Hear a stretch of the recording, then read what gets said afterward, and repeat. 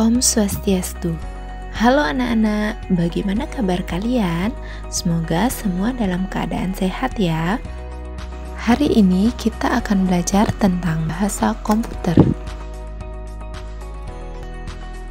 Dalam bahasa komputer ada bilangan biner dan bahasa pemrograman.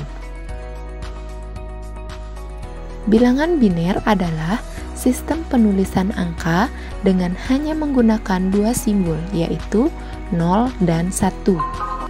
Bilangan biner merupakan bahasa mesin, yaitu satu-satunya bahasa yang dipahami oleh komputer.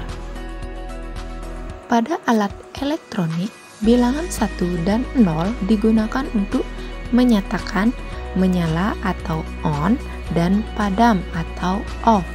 1 berarti menyala atau on dan 0 berarti padam atau off. Berikut merupakan perbandingan bilangan desimal dan bilangan biner. Seorang programmer akan kesulitan jika menulis program menggunakan bahasa mesin.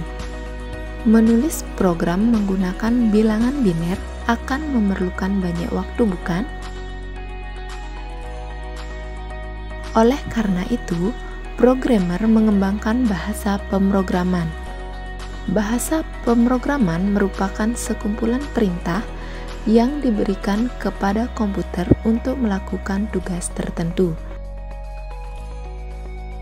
Bahasa pemrograman harus diterjemahkan ke bahasa mesin terlebih dahulu agar dapat dimengerti. Bahasa pemrograman diterjemahkan dengan program, namanya kompilator, dalam proses yang disebut kompilasi. Jadi, tanpa proses kompilasi, komputer tidak akan mengerti apa yang diperintahkan oleh programmer. Sementara, dengan proses kompilasi, komputer akan dapat mengerti perintah yang diberikan oleh programmer. Bahasa pemrograman. Bahasa pemrograman adalah bahasa yang digunakan programmer untuk membuat program. Semakin mudah suatu bahasa pemrograman digunakan, semakin cepat juga seorang programmer membuat programnya. Berikut perkembangan bahasa pemrograman dari masa ke masa. Yang pertama, bahasa generasi pertama. Termasuk bahasa tingkat rendah yang menggunakan sistem bilangan biner, yaitu 1 dan 0. Bahasa generasi pertama adalah bahasa mesin. Selanjutnya, bahasa generasi kedua. Juga termasuk bahasa tingkat rendah yang disebut bahasa rakitan. Bahasa generasi kedua menggantikan bahasa mesin dengan simbol huruf dan angka. Selanjutnya, bahasa generasi ketiga, termasuk bahasa tingkat tinggi yang ditulis dalam bentuk teks. Contohnya yaitu C, C++, Java, dan JavaScript. Berikutnya, bahasa generasi keempat, berisi pernyataan yang mirip dengan kalimat dalam kehidupan sehari-hari.